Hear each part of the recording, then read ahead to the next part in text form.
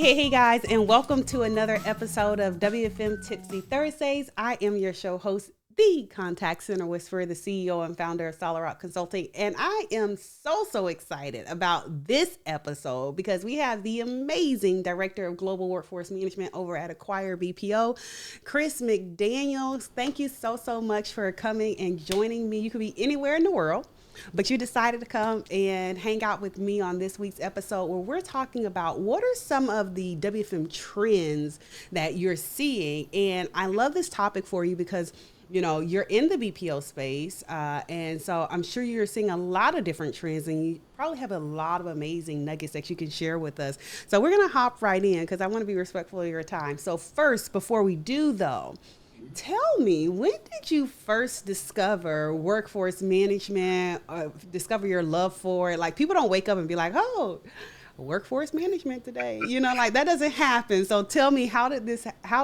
come about for you? Oh, Juanita, thanks for having me on. I'm really excited as well about the topic.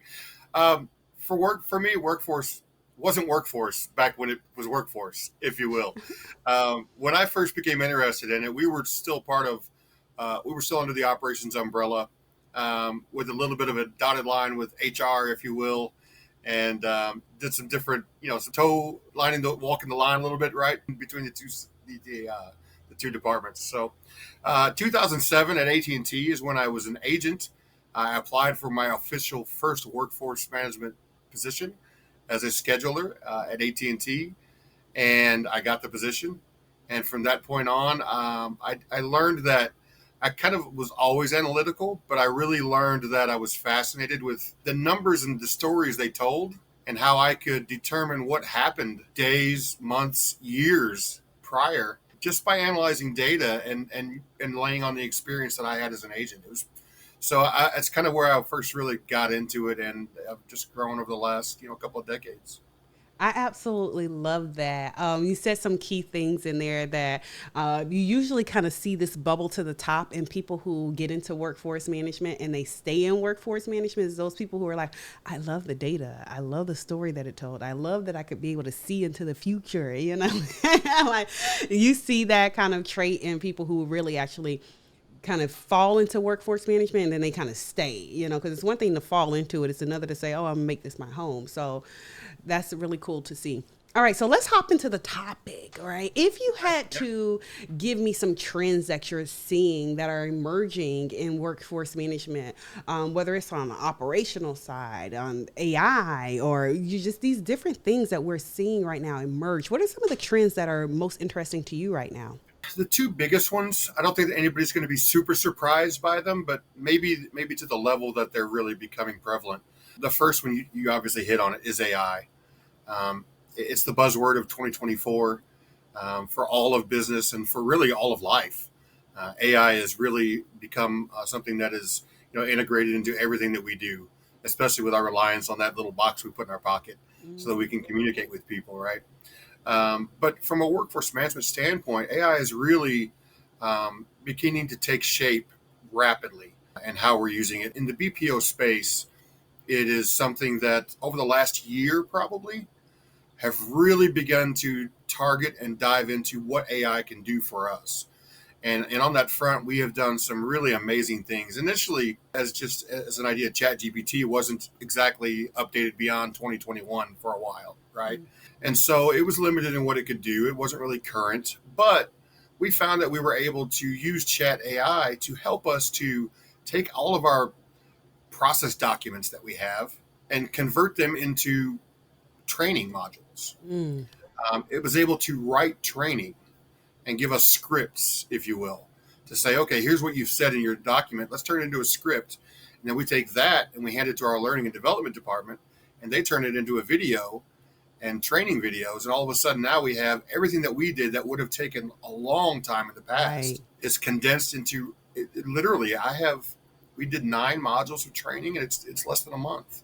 Wow. So AI really condensed probably 6 months worth of work to a month, just in that regard. I love that you are talking about a trend from a workforce management perspective, you're talking about a trend that really kind of starts to delve into L&D, learning and development, employee experience and employee engagement, but you're a Absolutely. workforce management person. And I think that is chef's kiss because so many times you don't see that. And we as workforce management people, I'm guilty of this before until I came over to the light, right? Can be very analytical because that's what we love, right? And so it's about the numbers. It's about the numbers. I need butts and seats. I don't care if you really trained or not, as long as you there to answer the call, right? But when we Yep. start to think about employee experience and we start to think about people and really caring about people, we start to think about and get in every, I have a saying, workforce management should be in everybody's business. It should be in HR's business. It should be in IT's business. It should be in operations business. It should be in marketing business. It should be in the financial departments, but it should be in everybody's business because at the core, it's so important if we're thinking about workforce management as supply and demand, basically getting the right people in the right place at the right time. How do you do that if you're not concerned with every facet of that resource? 100%. It's one of the things that I try to instill into my teams and to teach them as we bring new employees on. And really, I've gone through a bit of a retraining with some of my teams over the last year or so, and trying to educate them that we're not just that dull, cold, analytical department. We are an extension of HR and the new modern people and culture department, Yep. right? And we should be looking at how can we achieve our goals while still taking care of the people that we're Yes. using to achieve those goals, right? Yes. Yes. Super key. And that just leads to a better workplace culture. It leads to better employee satisfaction, ultimately better production, and then the piece de resistance, right? Ultimately, more money for everyone in the company. Come on here. Come on. That's Yeah. how. Because that's what we're here for, if we just be honest, right? So that leads me to my next question then. What is one of the common myths that you see around some of the emerging trends? When one of the ones you mentioned was AI, but you also started to talk about how AI has helped with L&D and those types of things. So what are some of the common myths that you see when you're looking at some of these emerging trends and how you're engaging with them? So a few things actually come to mind immediately. The first is that the fear that AI is going to replace us and take our work, and we're not going to have work to do. That simply, first of all, we've seen too many movies, but we're a long way from that sort of sentient AI that could even begin to touch that sort of realm of work and productivity.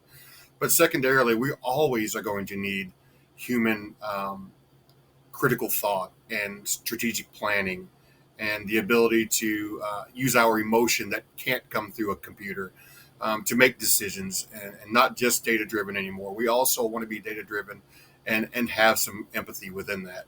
But one of the biggest things for AI and that I see in the emerging trends is also agents are concerned that AI, because we have speech analytics and so many different things that they can really take over, and we have chat bots and we have voice bots that are taking calls now, and agents are concerned about that. But I don't see that as really an issue either, because we see now the limitations of those things, and eventually they wind up transferring to an agent anyway. Almost, I want to say it's 75 to 80% of the time they wind Mm. up transferring to an agent at the end of whatever that interaction is, regardless. So we're going to need people, and the other emerging trend is work from home.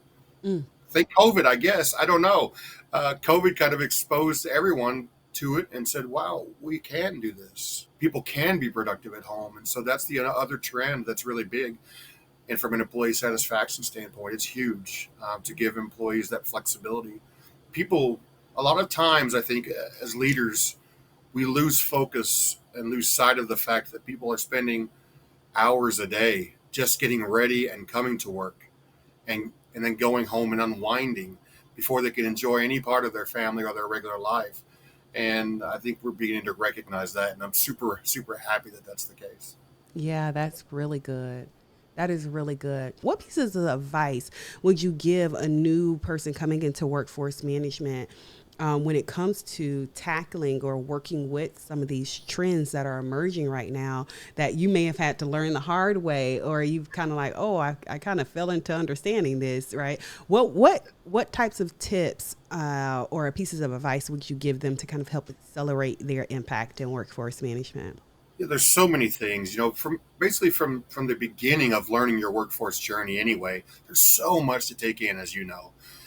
It can really become overwhelming to the novice who's coming in and going, but how am I ever going to be able to do what you do with these numbers? You will, and you're going to have to do that by working at it constantly. So that's the first thing is you have to persevere. You got to take the lumps. You got to push forward. You can't let them knock you down. But most importantly, I subscribe to podcasts. I receive newsletters from different AI companies, from different companies to tell me what they're doing with their AI, how they're using it. The podcasts that lead me to what are these people doing with their AI, or how are they exploring it? So many times I've been given some inspiration to say, oh, you know what? I think I might be able to use that. Even if it's not workforce management they're talking about, I can immediately relate it back to me because, as you said earlier, workforce is in everybody's business. And we can always find out that whether we're giving the tip to a partner internally and saying, hey, this is something that we think we can help you with, and we can do that with AI. But that's really the biggest thing is being focused and dedicated. Make sure to keep learning, whether it's through school, podcasts, newsletters, and then practice. Get on Chat GPT, talk to it. It's crazy. Yeah, it is. It is. It can be. It can be definitely crazy, and it can be. I think it could be intimidating. Is the word I'm looking for. It can be intimidating, especially when you don't know what you don't know. But I think that also can be your superpower in workforce management is knowing what you don't know and being okay with it. So many times, I think as people, not even, I'm going to step outside of the workforce management lane for a second, but as people, we're so afraid to fail because we attach failure with something that is personal to us. Like, I have failed. Failing or not succeeding at a goal does not, is not indicative of who you are, your value as a person. Right. And so if we continue as a people to attach failure to who we are as people, then we don't want to try because we don't want to be made felt like, hey, I'm a failure. But if we can ever step outside of that and say, oh, I don't know this, and I'm okay with not knowing, and I'm okay with trying because my heart is to serve the organization. My heart is to serve and help produce an environment where people can thrive, not survive, but they can thrive in. Then I think we can step outside of the box of it has to be done this way. And if it's not done this way, then I fail. And so I think workforce management can do a lot of good. People can do a lot of good in the realm of workforce management, operations, dealing with people, all of the different things. If we step outside of the box of what does it look like if I fail? I'm so glad you said that, Juanita. That's every day for me, my team, for the people I work with. Don't be afraid to fail. As a youth sports coach for 20 years, same thing. Don't be afraid to fail. You will never achieve greatness until you fail because you don't learn from winning. No, you don't. And it's a part of the process, right? You get stagnant. Yes, I love that. I love that. You don't learn from winning. I know that's right. That's good stuff right there. We can end on that note.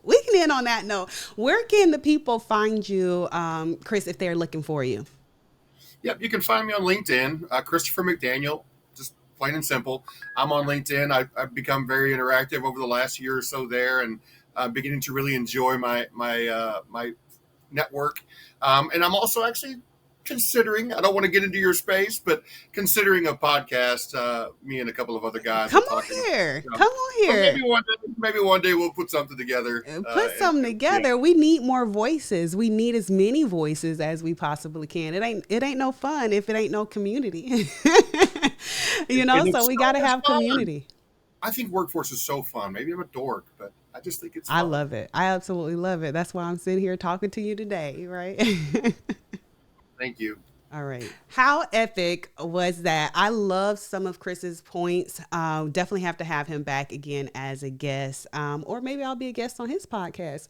I'll let y'all know when he drop it. I'm going to be harassing him about it. But you already know what to do. If there's a topic that you want to hear us cover, make sure you DM me. Let me know. Until next time, go be great and let's make impact. See y'all soon. Bye.